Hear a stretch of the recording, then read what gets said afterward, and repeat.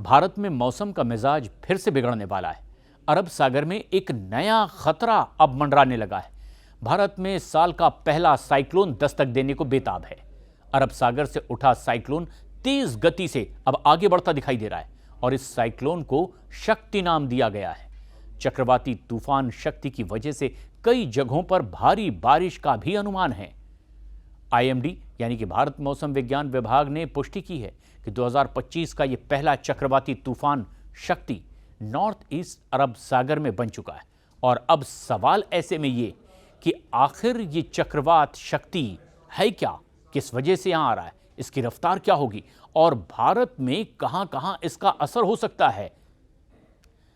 अब ऐसे में आईएमडी यानी कि भारतीय मौसम विज्ञान विभाग के मुताबिक अरब सागर में इस मौसम का पहला चक्रवाती तूफान शक्ति तीव्र होता दिखाई दे रहा है और आने वाले दिनों में यह मुंबई समेत महाराष्ट्र के तटीय क्षेत्रों में खराब मौसम की स्थिति भी पैदा कर सकता है।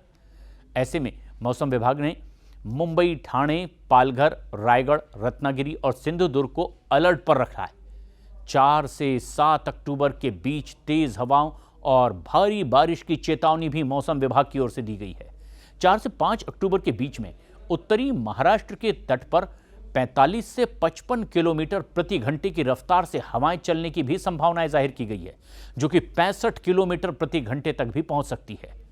मछुआरों को भी समुद्र में ना जाने की सख्त सलाह दी गई है, क्योंकि समुद्र में बहुत खराब से लेकर बहुत तेज गति से लहरें भी उठने की आशंका है। ऐसे में मौसम विभाग ने बताया कि शुक्रवार सुबह तक ही साइक्लोन शक्ति गुजरात के नालिया से लगभग 270 किलोमीटर दक्षिण पश्चिम पोरबंदर से 300 किलोमीटर पश्चिम और पाकिस्तान के कराची से 360 किलोमीटर दक्षिण में केंद्रित था। तूफान करीब 8 किलोमीटर प्रति घंटे की रफ्तार से उत्तर पश्चिम की ओर बढ़ता चला जा रहा है। ऐसे में मौसम विभाग का अनुमान है कि 100 किलोमीटर प्रति घंटे की रफ्तार से हवाएं चल सकती है और बहुत तेज बारिश हो सकती है। इसके अलावा ये गंभीर चक्रवाती तूफान में भी तब्दील हो सकता है। 5 अक्टूबर तक पश्चिम दक्षिण पश्चिम दिशा में मध्य अरब सागर की ओर भी बढ़ने की उम्मीद जाहिर की गई है। लेकिन ऐसे में हर किसी को आशंका ये कि आखिर भारत के किस किस इलाके में इसका असर देखने को मिलेगा और कब, क्योंकि मौसम वैज्ञानिकों ने उम्मीद जाहिर की है कि इसका असर कुछ राज्यों पर जरूर होगा।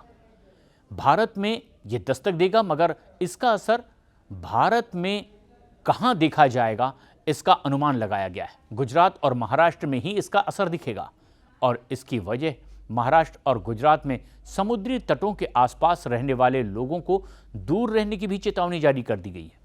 मौसम विभाग के मुताबिक 5 अक्टूबर तक गुजरात, उत्तरी महाराष्ट्र और पश्चिम पाकिस्तान के तटों पर और उसके आसपास समुद्र में बहुत तेज से लेकर ऊंची लहरें भी उठने की संभावना है और इन इलाकों में भारी बारिश भी हो सकती है।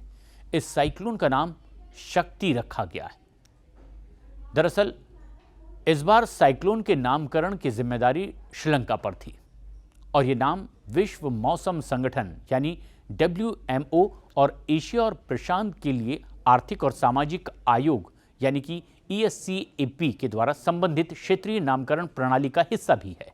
इस प्रणाली में बांग्लादेश, भारत, मालदीव, म्यांमार, ओमान, पाकिस्तान, श्रीलंका और थाईलैंड जैसे 8 देश 2020 में शुरू की गई 169 नामों की सूची को सुझाते भी हैं।